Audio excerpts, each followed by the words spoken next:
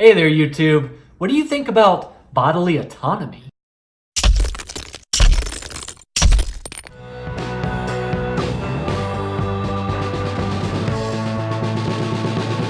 Hey there, YouTube. Welcome back to my normal Saturday On series of videos where I discuss things that I believe, why I believe them, and hopefully convey some of that messaging to all of you, the viewers out there. If you find, once again, any flaws in my logic herein concerned, or you disagree with any of my standpoints, feel free to leave those comments down in the description below. I will read them, I will review them, and I will provide answers where I am able to do so. I will address them in future videos if that is also the route I should take. In addition to that, if you agree with any of these viewpoints, feel free to leave a comment in the description below.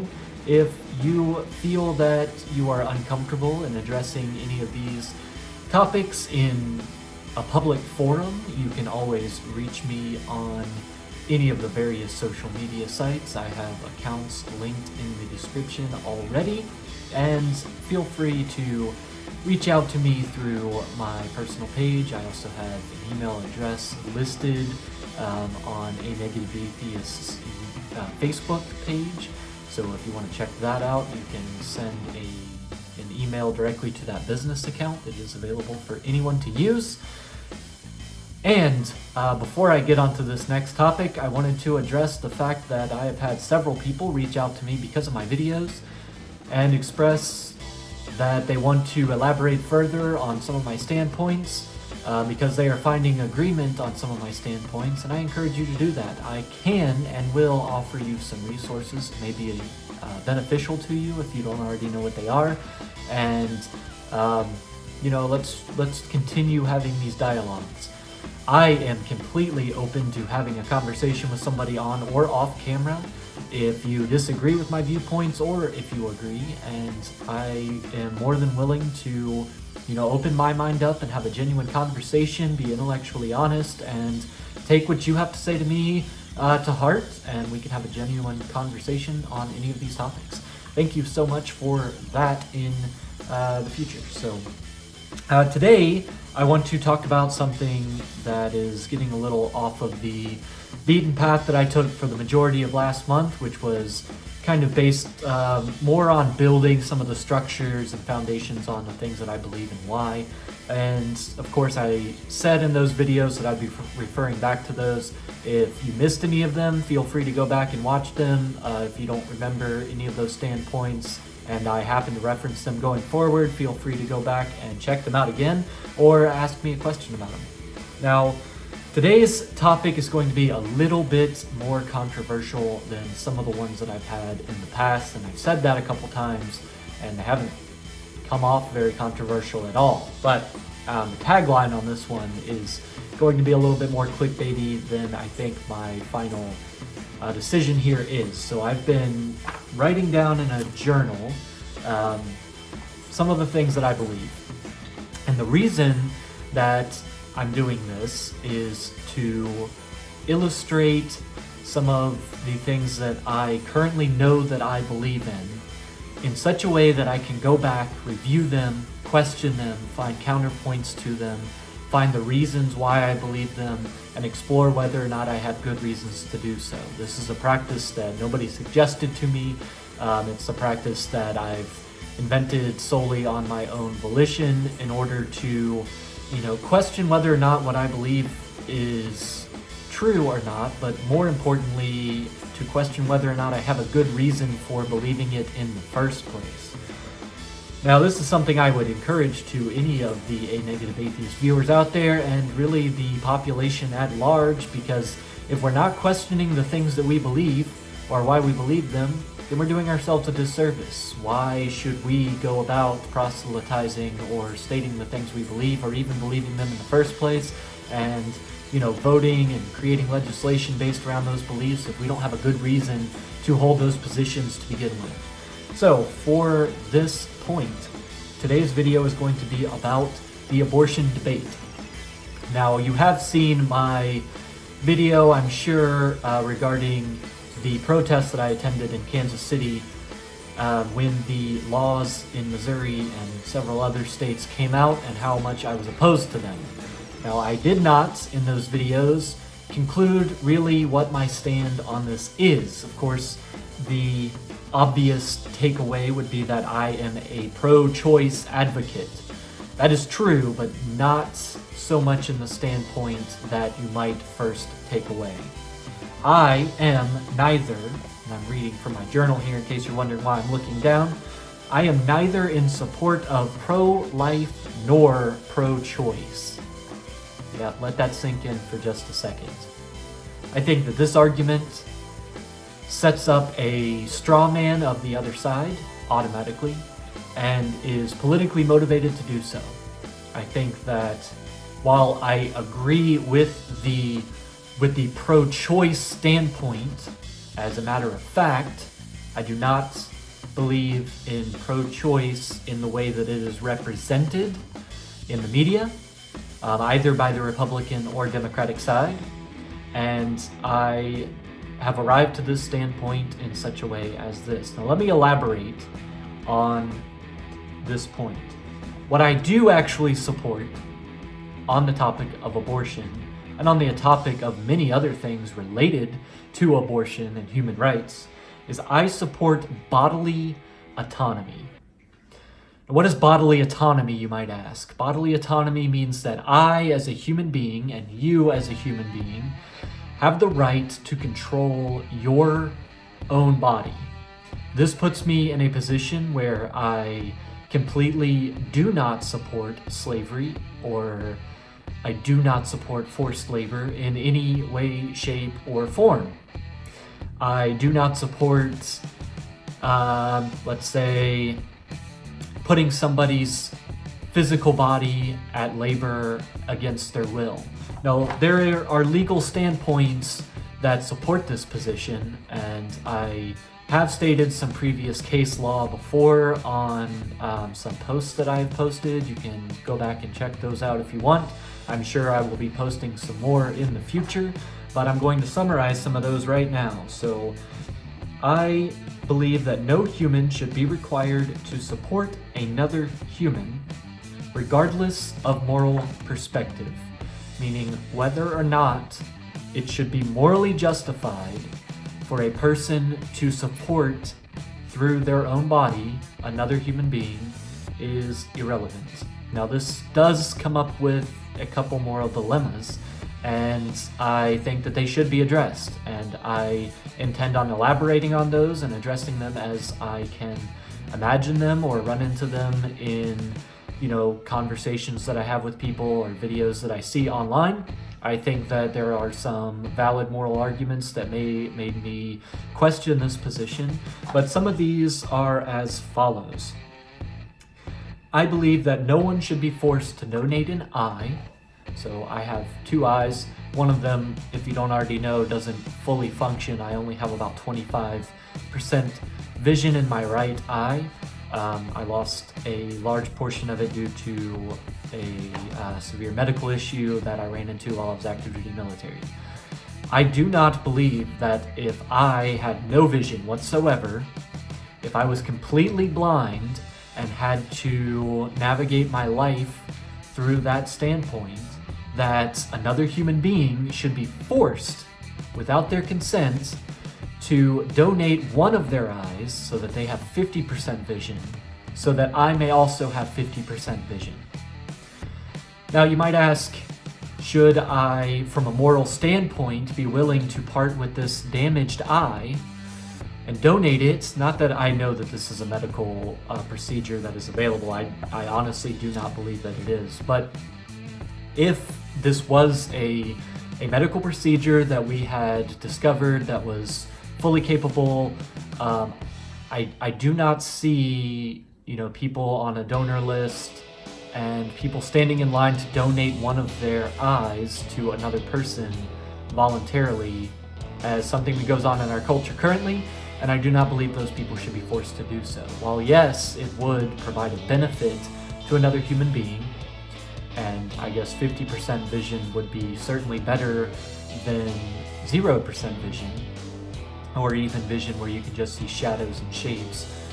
I'm not arguing the fact that it would improve somebody else's life. I definitely think that if this was a capability we had as a society, that it would improve some people's quality of life. However, I do not think that to diminish on somebody else's quality of life should be something that we force upon another person. Now, I also, on the same hand, wouldn't come out and say that person cannot possibly donate their eye. If that's something that they choose to do of their own volition, and they do so in order to help another person's mobility or quality of life, that's something they should absolutely have the ability to do. If that's a safe procedure that medical science has advanced and something that we have in our toolbox to do, I think that they should be allowed to do so, not forced to do so. I hope that I'm clear on that standpoint. Another standpoint that is very similar to this one is no one is forced to donate a limb to increase another person's mobility. Now, I have a lot of friends that are veterans that have sustained very traumatic injuries to their body where they've lost limbs, they've lost eyesight, they've lost some speech, they've lost some of their personality traits, and I love them with all of my heart. I believe that if I could, for instance, donate one of my arms to one of my friends that has no limbs whatsoever, and it could give them a significant increase to their quality of life, that I would be very tempted morally to do so. Now, with that said, once again, I do not think that this is something that should be forced upon another person. It shouldn't be mandated. And the reason I say that is in order to increase one person's quality of life, we should not be forced to decrease another person's quality of life. We should not be forced to decrease our own quality of life. I think that if that technology exists, and I once again do not have any indication that it does, if you do have an indication that it does, please leave a link in the description down below, or at least let me know about it in reference to it so I can do a little more research on that. But I do not in either case think that it should be forced or denied if somebody chooses of their own volition without any coercion to do so. I think that this is one of the fundamental rights. We have bodily autonomy for a reason. I should not have to give up my ear or eardrum. I should not have to give up some of my teeth or some of my, any of my parts. I shouldn't have to do that to give anyone else their life or increase their quality of life. Now, this gets a little bit less cut and dry, so to speak, when you're talking about sustaining another human's life.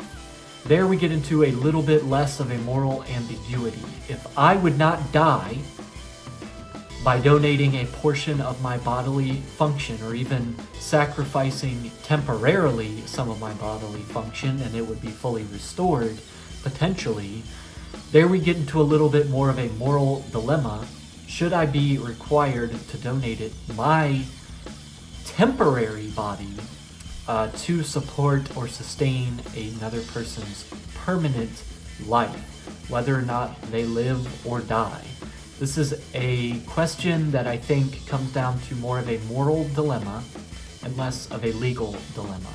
The reason I say that is, given all of the other circumstances, where do we draw that line? Where do we say that this person would be inconvenienced and then subjected to support another person's human life by force or by coercion against their will, because they would temporarily lose something and regain it potentially fully, or not at all? So let's start first, before we go fully down that track. That is something that I have in my mind. Let's talk about, what if I donated something that I would not potentially receive back fully or have full capability, throughout my life? Let's say donating a kidney.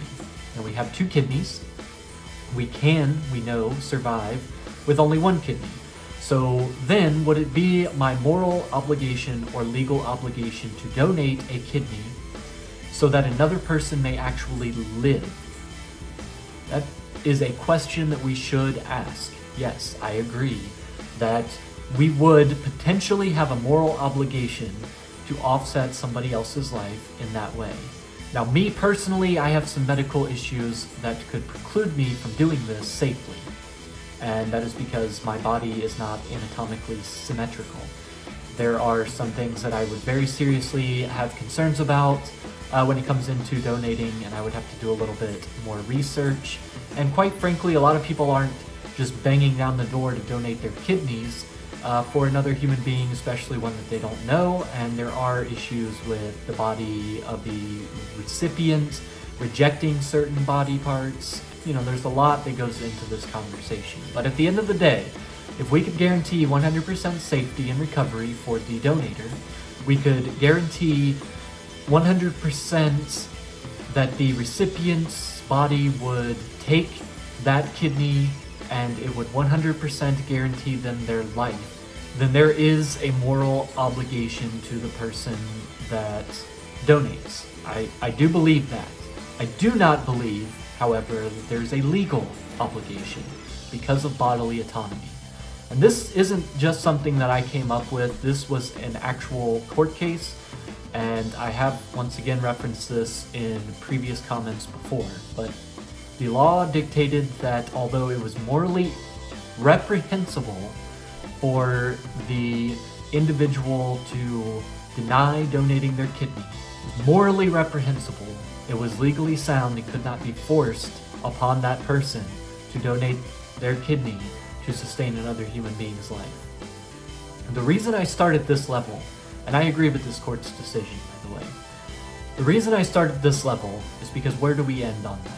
Do we go from there all the way to donating digits for people so that they have more quality of life? Do we get into the discussion of eye donation for visibility or limb donation for mobility? Do we start questioning quality of life versus life itself?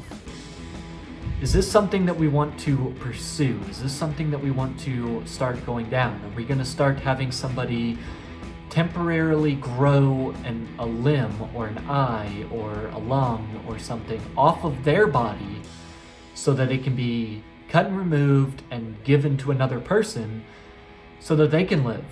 You know, these are things that as medical science advances, we need to start addressing here and now.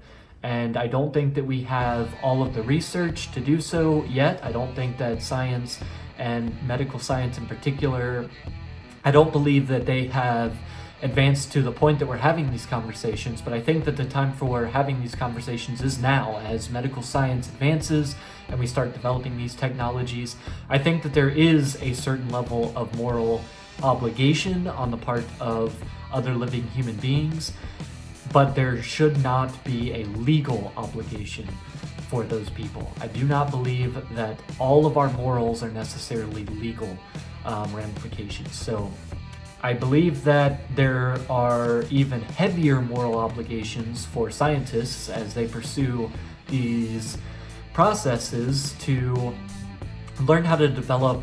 There's a lot of promising scientific research in stem cell research where people can grow anatomical parts in a laboratory environment that could potentially be added to a recipient donor.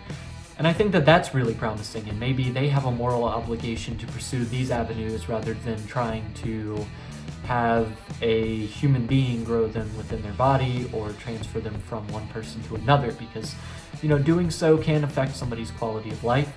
And even though the risks can be minimized to a large degree, there will always be a risk with surgery for the person's life and security themselves. This is where we get into the dilemma and why it should not be legal to mandate these sorts of things. I could donate a kidney and I could very likely die from it. And to be forced to do so that another person may live and put my life in jeopardy, there is a serious risk that I could die and the other person might still die anyway. This is not something that we should arbitrarily decide. Let's assume for a moment that, for instance, I donate my kidney and I have two perfectly functioning kidneys, and maybe not me particularly because of the asymmetrical issue, but let's say that I have two perfectly functioning kidneys and I am required by law to donate that kidney to another person so that that person may live. Then I perish during the operation and the other person lives. What does that implicate the other person? How does the procedure then change morally? How are we going to look at this? The same thought process can be brought down to the temporary stage. What if I am forced to develop another liver within my body? Once again, I'm not saying this is true or possible. I'm just saying, what if it becomes possible? And then I, as a human being, am required by law, and of course the moral obligation I would suggest might exist, but the legal implication then becomes something that exists. Say, the legal implication is that I am required by law or coerced by law to develop another human's liver or another human's lung within my body so that it may then be transplanted from me into that person so that that person may live. What if I then die during the operation? What if I develop a systemic infection because of the operation? What if my body rejects the foreign cells that are implanted and it causes me to perish in the process? What if I die? What if they die? What if both happen? This becomes a very, very real issue that we have to evaluate from an objective position, as objective as we can obtain. So, how would you feel if somebody told you that you had to develop a human's lung within your body cavity so that it then can be transplanted to that person through an operation or a procedure, and there was a potential risk involved to you as a person? What if you could potentially die from the initial surgery that implanted it? What if you could potentially die during the growing process where you grow this organ for another person? And what if you could potentially die during the final operation where that organ is severed from you and implanted into the recipient? These are things that we should really have a conversation about. Now, how does this all tie back into abortion? The reason this all ties back into abortion is that at the end of the day, that is what we are requiring through legislation right now in our country of another human being. We are saying you as a human being have an organ that can support another person's human life. You as a human being, as an individual, have the capability of sustaining another person and whether or not they live or die.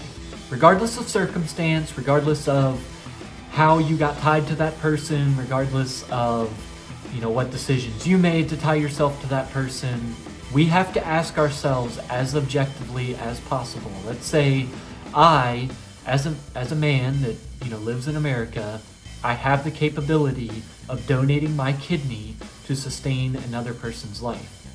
I would then have one less kidney, and that could impact me. So maybe this isn't an apples to apples, kind of comparison. But what if I could grow another kidney? What if I could, in my body, grow a kidney? Should I be made to do that? Is that something that we can legally do, or that we should legally do? Should we force a person to have a potential risk to their health to do something that is temporary, that they may very well recover fully from, and they may not? That they may die during the procedure, and they may not? That we cannot predict the outcomes beforehand? Can we then legally, as a basis on morals, can we objectively say that that person must do that? This is very much the same with a woman's uterus. How could we say, arbitrarily and very subjectively, it's not fair? But if we look at it objectively, if we take out the fact that this person would be donating a part of their body, even temporarily, to sustain another human being's life, should that be mandatory? This is a serious question, and I fall on the side that we should not legally be mandating this course of action. You may disagree with me, and you may have very valid points on doing so. This is one of the things that I wrote down in my book that I full-heartedly believe, and I think that we should have a discussion about. I do not stand in the pro-life or pro-choice camp on this basis, and I think that this is really what the conversation boils down to from my perspective. Look, if you disagree with me, that is totally fine. If you agree with me, I love that as well. Let's have a conversation about it either way. Leave your comments in the description below. If you liked this video and you got some value from it, if you thought the conversation was interesting, go ahead and give me a thumbs up and subscribe to hear more content. I appreciate the views. I appreciate everybody that's showing so much support for this channel, and we are growing, and I am really excited about continuing these deep conversations that make us think about the world and how we interact with it. So thank you so much for watching once again. I am a negative atheist, and I will see you in the next video.